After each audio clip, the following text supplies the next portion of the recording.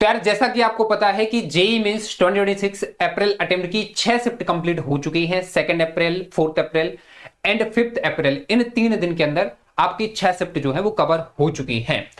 तो shift wise इस video के अंदर मैं इन 6 शिफ्ट के जो एक्सपेक्टेड मार्क्स वर्सेस परसेंटाइल है वो मैं आपको बताने जा रहा हूं। बिल्कुल भी मैं आपका टाइम वेस्ट नहीं करूंगा क्योंकि जेई एडवांस की भी आपको प्रिपरेशन करनी है, ठीक है।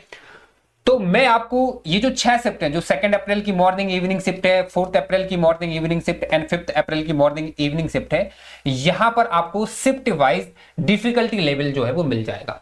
अब कमेंट सेक्शन में जाके कुछ भी आपको अनाप शनाप लिखने की जरूरत नहीं है, क्योंकि YouTube पर जेई से रिलेटेड जितने भी बड़े बड़े चैनल्स ने रिव्यूज डाले हैं इन 6 शिफ्ट के, मैंने उनको देखा है। कमेंट सेक्शन में बच्चों की कमेंट्स देखी हैं और मेरी मेंटरशिप में जो स्टूडेंट्स हैं मैंने उनसे बात की है। उसके बाद फिर मैंने ये जो डिफिकल्टी लेवल है ये यहां पर मेंशन किया है, ठीक है। तो आप यहां पे आपकी जो भी शिफ्ट है उसका डिफिकल्टी लेवल यहां पर देख लो, क्योंकि डिफिकल्टी लेवल के अकॉर्डिंग ही मैं आपको मार्क्स वर्सेस परसेंटाइल बताने जा रहा हूं। मैं फिर से रिपीट कर दे रहा हूं, जैसा कि मैंने यहां पे मेंशन किया है कि जो मॉर्निंग शिफ्ट है आपकी 2 अप्रैल वाली, वो इजी से मॉडरेट जो है वो बताई गई है। काफी जेई चैनल्स पे रिव्यूज देखने के बाद ये चीज मैंने यहां पे मेंशन की है।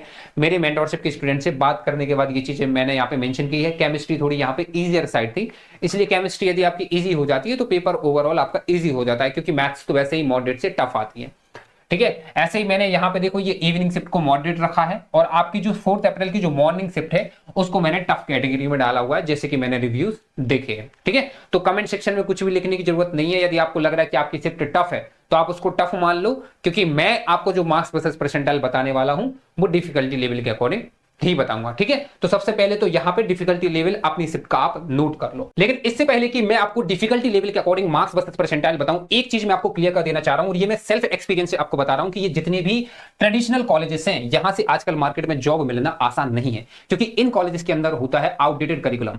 लगभग 6 से 12 महीने तक केवल आपको थ्योरी पढ़ाई जाती है। मार्केट में जिन स्किल्स की डिमांड है वो आपको सिखाई नहीं जाती। जब आप ग्रेजुएट हो रहे होते हो तब आपको एक्चुअली पता चलता है कि यार ये स्किल जरूरी थी और ये स्किल मैंने सीखी नहीं। तो इस प्रॉब्लम को सॉल्व करता है मिराई स्कूल ऑफ टेक्नोलॉजी, ठीक है। मैंने यार मिराई के बारे में यूट्यूब पे काफी रिव्यूज देखे हैं, मैंने रिसर्च की है, उसके बाद फिर मैं आपको ये मिराई के एडवांटेजेस बता रहा हूं। यहां पर आपको डे 1 से ही जिन स्किल्स की जरूरत है मार्केट में जॉब के लिए वो स्किल्स आपको सिखाई जाती है। जो एडमिशन के बाद आप फर्स्ट 100 डेज के ही अंदर ओवर 100 कोडिंग प्रॉब्लम्स जो है उनको सॉल्व करना सीख जाते हो। आप मल्टीपल प्रोजेक्ट्स पर काम करते हो एंड आज इंडस्ट्री में जिस चीज की जरूरत है, जिस स्किल की जरूरत है, वो आपको यहां पर सिखाई जाती है फर्स्ट डे से ही। जैसे ऑब्वियसली एआई का जमाना है तो एआई के जितने भी आपके टूल्स हो गए, इंडस्ट्री टूल्स हो गए, जैसे आपका क्लॉड हो गया, आपका जेमिनी हो गया, आपका परप्लेक्सिटी हो गया, तो यहां पर स्टूडेंट्स केवल और केवल डिग्री अर्न नहीं करते हैं, बल्कि एक्चुअली में जिन स्किल्स की उनकी करियर में जरूरत है उसको बिल्ड कर रहे होते हैं। आपको यहां पर मैकबुक भी प्रोवाइड कराया जाता है, जिससे आप इन सारे टूल्स पर बढ़िया तरीके से काम कर सको। तो यार यदि आप भी मिराई में एडमिशन लेना चाहते हो तो 2026 के लिए एडमिशन जो है वो ओपन हो चुके हैं। पहले आपको एक एंट्रेंस टेस्ट देना है, फिर आपका इंटरव्यू होगा। और आपको बता दूं ओनली सीरियस 12% एप्लीकेंट्स जो हैं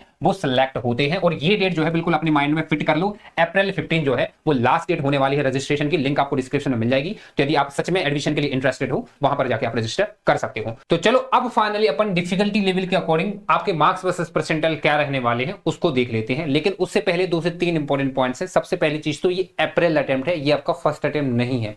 अप्रैल अटेम्प्ट में कंपटीशन ज्यादा रहता है, क्योंकि 12th वालों के बोर्ड एग्जाम खत्म हो चुके होते हैं, उनका सिलेबस हो चुका होता है। जो आपके ड्रॉपर बच्चे होते हैं उनका भी सिलेबस खत्म हो जाता है, वो ज्यादा प्रिपेयर्ड होते हैं।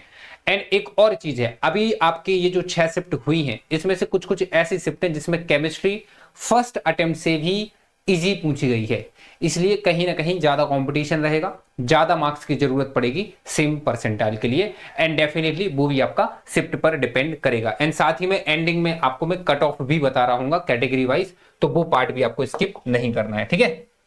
तो सबसे पहले यदि मैं बात करूं इजी शिफ्ट की, तो जो शिफ्ट आपकी इजी है मैंने ऑलरेडी आपको स्टार्टिंग में बता दिया है, वहां पर जाके आप फिर से देख सकते हो।